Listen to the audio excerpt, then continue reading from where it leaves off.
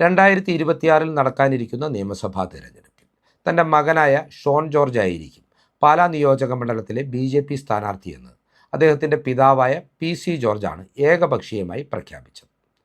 തൻ്റെ കടന്നുവരവോടുകൂടി Pala BJPയുടെ A category മണ്ഡലമായി മാറുമെന്നുള്ള വീരസ്യം Sean ജോർജും മാധ്യമങ്ങൾക്ക് മുമ്പിൽ വിളമ്പുന്നുണ്ട്. എന്നാൽ യാഥാർത്ഥ്യബോധത്തിന് നിരക്കുന്ന ഒരു പ്രസ്താവനയല്ല ഇതെന്ന് പാലായിലെ BJP പ്രാദേശിക നേതൃത്വവും കോട്ടയം ജില്ലാ നേതൃത്വവും സംസ്ഥാന നേതൃത്വത്തെ ഇതിനോടകം ബോധിപ്പിച്ചു കഴിഞ്ഞു എന്നുള്ളതാണ് യാഥാർത്ഥ്യം. PC ജോർജിൻ്റെ മകനും PC ജോർജും കൂടെ പാലാ പിടിക്കാൻ ഇറങ്ങിയാൽ തങ്ങൾ കൂടെ ഉണ്ടാവില്ല എന്ന വ്യക്തമായ മുന്നറിയിപ്പും ഇവർ സംസ്ഥാന നേതൃത്വത്തിന് മുന്നിൽ വെച്ചിട്ടുണ്ട്. എന്നാൽ കാര്യങ്ങൾ ഇങ്ങനെയൊക്കെയാണെങ്കിലും ഷോൺ ജോർജ് തന്നെയായിരിക്കും പാലാ നിയോജക മണ്ഡലത്തിലെ BJP സ്ഥാനാർത്ഥി എന്ന കാര്യത്തിലും തർക്കമില്ല. ഷോൺ ജോർജിനെ സംബന്ധിച്ചിടത്തോളം അദ്ദേഹം BJP സംസ്ഥാന അധ്യക്ഷനും ശതകോടീശ്വരനുമായ രാജീവ് ചന്ദ്രശേഖറിൻ്റെ വലം കൈയാണ്. അതിൻ്റെ ആനുകൂല്യത്തിൽ തന്നെയാണ് പ്രധാനമന്ത്രി നരേന്ദ്രമോദി തിരുവനന്തപുരത്ത് പങ്കെടുത്ത പരിപാടിയുടെ വേദിയിലടക്കം ഷോൺ ജോർജിന് വലിയ പ്രാമുഖ്യം ലഭിച്ചതും. അതിനാൽ തന്നെ രാജീവ് ചന്ദ്രശേഖർ ഷോൺ ജോർജിന് പാലാ സീറ്റ് വിട്ടുകൊടുക്കുമെന്ന കാര്യത്തിൽ ഒരു തർക്കവും ഉണ്ടാവാനിടയില്ല. ഇങ്ങനെയുള്ളൊരു സാഹചര്യത്തിൽ 100% പരാജയം ഉറപ്പുള്ള ഒരു മണ്ഡലത്തിലേക്ക് ഷോൺ ജോർജ് എന്തിന് കടന്നു വരുന്നു എന്ന് ചോദിച്ചാൽ അതിന് പിന്നിലെ താല്പര്യങ്ങൾ വളരെ ലളിതമാണ്. കോടിക്കണക്കിന് രൂപ സമ്പാദിക്കുവാനുള്ള ഒരു ഉപാധിയായിട്ട് തന്നെയാവണം ഷോൺ ജോർജ് ഈ തെരഞ്ഞെടുപ്പിനെ നോക്കിക്കാണുന്നത്. BJP സംസ്ഥാന അധ്യക്ഷൻ രാജീവ് ചന്ദ്രശേഖറുമായി അടുത്ത ബന്ധമുള്ളതിനാൽ തന്നെ സാധാരണ BJP സ്ഥാനാർത്ഥികൾക്ക് 1 കോടി കിട്ടിയാൽ തനിക്കൊരു 3 കോടിയെങ്കിലും കിട്ടുമെന്ന കണക്കുകൂട്ടലിൽ തന്നെയായിരിക്കണം പാലായിൽ മത്സരത്തിനായി ഷോൺ ജോർജ് ഇറങ്ങുന്നത്. ഇതുകൂടാതെ വ്യാപകമായ പിരിവ് നടത്തി കോടിക്കണക്കിന് രൂപ വീണ്ടും സമ്പാദിക്കാമെന്ന കണക്കുകൂട്ടലും ഷോണിനും PC ജോർജിനും ഉണ്ടാവണം. ഇതൊന്നും അങ്ങനെ വെറുതെ പറയുന്ന കാര്യങ്ങളല്ല. കാരണം യാതൊരുവിധ നിലപാടുമില്ലാതെ തങ്ങൾ പ്രതിനിധീകരിച്ചിരുന്ന നിലപാടിനെ നിർദാക്ഷിണ്യം തള്ളിക്കളഞ്ഞുകൊണ്ട് അവസരവാദത്തിൻ്റെ മകുടോദാഹരണങ്ങളായി മാറിയിട്ടുള്ള ഒരച്ഛനും മകനുമാണ് PC ജോർജും ഷോൺ ജോർജും. PC ജോർജിൻ്റെ രാഷ്ട്രീയ ചരിത്രം പരിശോധിച്ച് നോക്കുമ്പോൾ പൂഞ്ഞാറിൽ നിന്ന് എല്ലാ കാലത്തും അദ്ദേഹം വലിയ ഭൂരിപക്ഷത്തിൽ വിജയിച്ചു കയറിയിരുന്നത് മുസ്ലിം ന്യൂനപക്ഷ സമുദായങ്ങളുടെ വോട്ട് ബാങ്കിൻ്റെ ആനുകൂല്യത്തിലായിരുന്നു.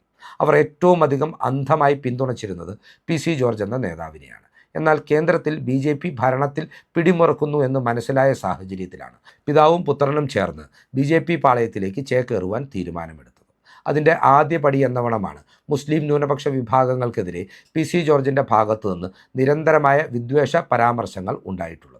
ഈ വിദ്വേഷ പരാമർശങ്ങൾ ഉണ്ടാക്കിയ ഘട്ടത്തിലെല്ലാം BJP നേതൃത്വത്തിൻ്റെ പിന്തുണ ആർജിച്ചെടുക്കുവാനും PC ജോർജിനും ഷോൺ ജോർജിനും സാധിച്ചു. ഇത്തരത്തിൽ BJPയുടെ വക്താക്കളായി നിന്നുകൊണ്ട് RSSനെ പോലെ മുസ്ലിം വിദ്വേഷം പറഞ്ഞു പടർത്തിയാണ് PC ജോർജും മകൻ ഷോൺ ജോർജും BJP എന്ന രാഷ്ട്രീയ പ്രസ്ഥാനത്തിൽ കയറിപ്പറ്റിയത്. തങ്ങളെ എല്ലാ കാലഘട്ടത്തിലും പിന്തുണച്ചിരുന്ന ന്യൂനപക്ഷ വിഭാഗങ്ങളുടെ മതവികാരങ്ങൾക്ക് മേൽ വ്രണമേൽപ്പിച്ചുകൊണ്ട് രാഷ്ട്രീയ അവസരവാദം തുറന്ന് പ്രകടിപ്പിച്ചുകൊണ്ടാണ് ഇത്തരത്തിൽ PC ജോർജും ഷോൺ ജോർജും ഇന്ന് BJPയുടെ നേതാക്കളായി വിലസുന്നത്. ഈ ഒരു നിലപാട് മാറ്റത്തിൻ്റെ പേരിൽ തന്നെയാണ് 2021 നടന്ന നിയമസഭാ തെരഞ്ഞെടുപ്പിൽ പൂഞ്ഞാറിൽ നിന്ന് PC ജോർജിന് ദയനീയമായ പരാജയം ഏറ്റുവാങ്ങേണ്ടുന്ന സാഹചര്യം ഉണ്ടായിട്ടുള്ളത്. ഇപ്പോൾ മുസ്ലിം ന്യൂനപക്ഷ വിഭാഗമില്ലാത്ത പാലാ നിയോജക മണ്ഡലത്തിലേക്ക് മകനെ മത്സരത്തിനയക്കുന്നതിന് പിന്നിലും PC ജോർജിന് കൃത്യമായ ചില കണക്കുകൂട്ടലുകളുണ്ട്. മുസ്ലിം വിദ്വേഷം അല്ലെങ്കിൽ ഇസ്ലാമോഫോബിയ പടർത്തിക്കൊണ്ട് പാലായിലെ ക്രൈസ്തവ വിഭാഗങ്ങളുടെ വോട്ട് ബാങ്കുകളിലേക്ക് കടന്നു കയറാമെന്നുള്ളതാണ് ജോർജിൻ്റെയും മകൻ്റെയും വ്യാമോഹം. എന്നാൽ പാലായിലെ ക്രൈസ്തവർ ലോകത്തിലുള്ള മാധ്യമ വാർത്തകളെല്ലാം സസൂക്ഷ്മം ശ്രദ്ധിക്കുന്നവരായതുകൊണ്ട് തന്നെ PC ജോർജും മകനും ക്രൈസ്തവ വിഭാഗത്തോടും ഇന്ത്യൻ സ്വാതന്ത്ര്യ സമരത്തിൻ്റെ പരമോന്നത നേതാവായ മഹാത്മാഗാന്ധിയെക്കുറിച്ചും കഴിഞ്ഞ ദിവസങ്ങളിൽ പറഞ്ഞിട്ടുള്ള വാർത്തകളും ശ്രദ്ധിച്ചിട്ടുണ്ടാവണം. നമുക്കറിയാം എന്താണ് 2025 ക്രിസ്മസ് കാലത്ത് കരോൾ സംഘങ്ങൾ ഈ രാജ്യത്ത് വ്യാപകമായി ആക്രമിക്കപ്പെട്ടപ്പോൾ അതിനെക്കുറിച്ച് മാധ്യമങ്ങൾ പ്രതികരണം ആരാഞ്ഞപ്പോൾ ഷോൺ ജോർജ് പറഞ്ഞതെന്ന്. ആദ്യമായി ഷോൺ ജോർജിൻ്റെ ആ വാക്കുകൾ നമുക്കൊന്ന് കേട്ടു നോക്കാം. അല്ല, അവിടെ CPMൻ്റെ നേതൃത്വത്തിൽ കോലം കെട്ടായിരുന്നു. കുറേ വീടുകളിൽ ചെന്നിട്ട് മാന്യമായ ഒരു കരോളായിരുന്നില്ല. അത് മാന്യമായ കരോളാണെങ്കിൽ പള്ളി അറിയണ്ടേ, അവിടെ രൂപത അറിയണ്ടേ? അല്ല, പള്ളി അറിഞ്ഞ് ഒരു മിനിറ്റ് പള്ളി അറിഞ്ഞ് കരോൾ നടത്തണം, പള്ളി അറിഞ്ഞ് കരോൾ നടത്തണമെന്ന് നിർബന്ധമില്ല. പക്ഷേ നടത്തുന്ന കരോൾ മാന്യമായിരിക്കണം. അല്ല അടിയിട്ട് അത് മാന്യം. മര്യാദയ്ക്ക് കരോൾ നടത്തിയില്ല എങ്കിൽ അടികൊള്ളുമെന്ന് RSSൻ്റെ ഭാഷയിൽ മാധ്യമങ്ങൾക്ക് മുമ്പിൽ വീരസ്യം പറഞ്ഞ ഷോൺ ജോർജാണ് ക്രൈസ്തവ വോട്ട് ബാങ്ക് ലക്ഷ്യമിട്ട് പാലായിലേക്ക് എത്തുന്നതെങ്കിൽ പാലായിലെ ക്രിസ്ത്യാനികൾക്ക് നല്ല ബോധമുണ്ട്. പാലായിലെ ക്രിസ്ത്യാനികൾക്കെന്നല്ല, പാലായിലെ ഓരോ വോട്ടർമാർക്കും ഇത്തരം നെറുകേടുകൾ തിരിച്ചറിയുവാനുള്ള മതേതര മൂല്യമുള്ളതിനാൽ തന്നെ ഷോൺ ജോർജിനെ അവർ ആട്ടിപ്പായിക്കുമെന്ന കാര്യത്തിൽ തർക്കമില്ല.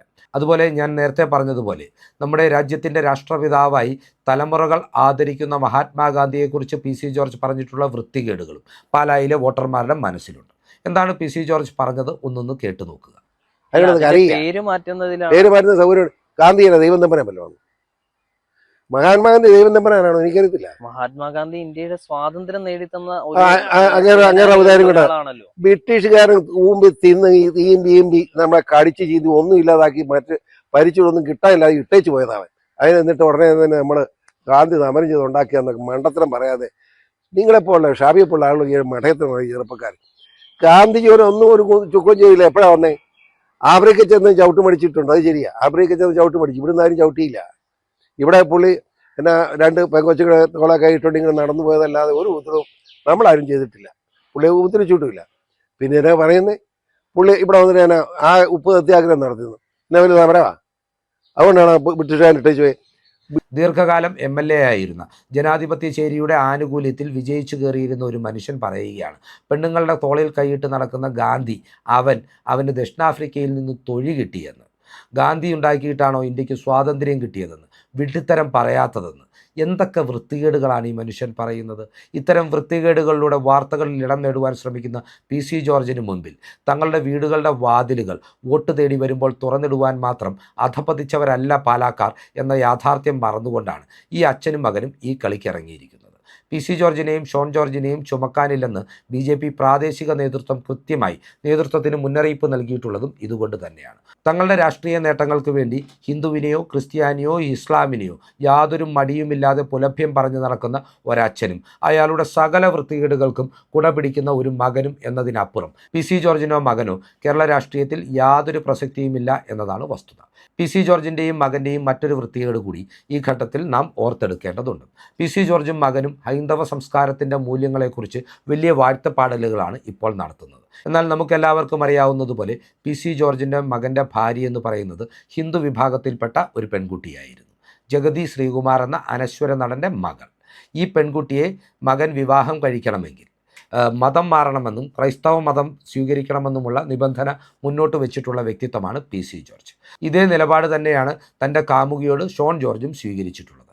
അങ്ങനെ കല്യാണത്തിന് മുമ്പ് ഹൈന്ദവ വിശ്വാസിയായിരുന്ന ഭാര്യയെ മതം മാറ്റിയ പി.സി. ജോർജും മകനും മതപരിവർത്തനം ആരോപിച്ചുകൊണ്ട് ക്രൈസ്തവ മിഷണറിമാരെ അവഹേളിക്കുമ്പോൾ അതിലെ കാപഢ്യങ്ങൾ തിരിച്ചറിയുവാനുള്ള ബോധവും പാലായിലെ ജനങ്ങൾക്കും കേരളത്തിലെ ജനങ്ങൾക്കുമുണ്ട്.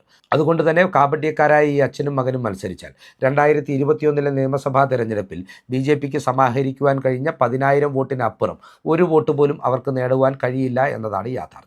BJPയെ സംബന്ധിച്ചിടത്തോളം പാലായിൽ അവരുടെ അടിസ്ഥാന വോട്ട് എന്ന് പറയുന്നത് ഏറെക്കുറെ 10,000 മുതൽ 12,000 വരെ വോട്ടുകളാണ്. 2006 പൊതു തെരഞ്ഞെടുപ്പിൽ BJP പാലാ നിയോജക മണ്ഡലത്തിൽ നിന്ന് നേടിയത് 5,000-ഓളം വോട്ടുകളായിരുന്നു. 2011 അത് 11,000-ആയി ഉയരുകയും പിന്നീട് N. ഹരി 2016 മത്സരിച്ചപ്പോൾ സവിശേഷ രാഷ്ട്രീയ സാഹചര്യങ്ങളുടെ ആനുകൂല്യത്തിൽ അദ്ദേഹത്തിന് 26,000-ഓളം വോട്ടുകൾ സമാഹരിക്കുവാനും കഴിഞ്ഞു. പിന്നീട് 2021 നടന്ന തെരഞ്ഞെടുപ്പിൽ 10,000-ഓളം വോട്ടുകളിലേക്ക് BJP വീണ്ടും ചുരുങ്ങുകയും ചെയ്തു. എന്നാൽ ഷോൺ ജോർജ് സ്ഥാനാർത്ഥിയായ ഈ വോട്ട് ബാങ്ക് അപ്പാടെ തന്നെ ഷോൺ ജോർജിൻ്റെ പാളയത്തിലേക്ക് എത്തില്ല. നേരെ മറിച്ച് ചില ക്രിസംഗി ഗ്രൂപ്പുകളുടെ വോട്ടുകളായിരിക്കും ഷോൺ ജോർജിലേക്ക് എത്തിച്ചേരുവാൻ പോകുന്നത്. അതുപോലെ തന്നെ കേരള കോൺഗ്രസിൻ്റെ മാണി ഗ്രൂപ്പിൻ്റെ വോട്ട് ബാങ്കിനെ ഒരു പരിധിവരെ പിളർത്തുവാനും ഷോൺ ജോർജിനും പി.സി. ജോർജിനും സാധിച്ചേക്കാം. കാരണം നിലവിലെ രാഷ്ട്രീയ സാഹചര്യത്തിൽ LDFിൽ നിൽക്കുവാൻ ഇഷ്ടമില്ലാത്ത UDFിനോട് ശക്തമായ വിയോജിപ്പ് പ്രകടിപ്പിക്കുന്ന കേരള കോൺഗ്രസ് വോട്ടുകളിൽ ഒരു വിഭാഗം ഷോണിൻ്റെ പെട്ടിയിലേക്ക് എത്തിയാൽ അത് വലിയ അത്ഭുതമൊന്നുമല്ല എന്നതാണ് യാഥാർത്ഥ്യം.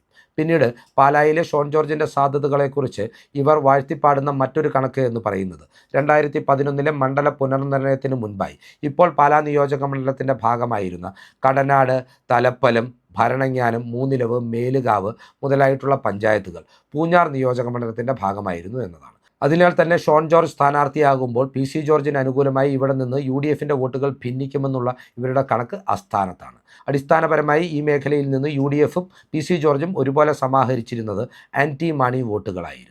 എന്നാൽ ആൻറ്റി മാണി വോട്ടുകൾ ജോസ് കെ മാണിക്കെതിരായി പോൾ ചെയ്യപ്പെടുമ്പോൾ അത് വിജയിക്കുവാൻ സാധ്യതയുള്ള മാണി സി കാപ്പന് മാത്രം അനുകൂലമായി പോൾ ചെയ്യപ്പെടുമെന്നുള്ള യാഥാർത്ഥ്യം തിരിച്ചറിയാതെയാണ് പാലായെക്കുറിച്ച് അടിസ്ഥാനമില്ലാത്ത അവകാശവാദങ്ങളുമായി അച്ഛനും മകനും ഇപ്പോൾ ഇറങ്ങിത്തിരിച്ചിരിക്കുന്നത്.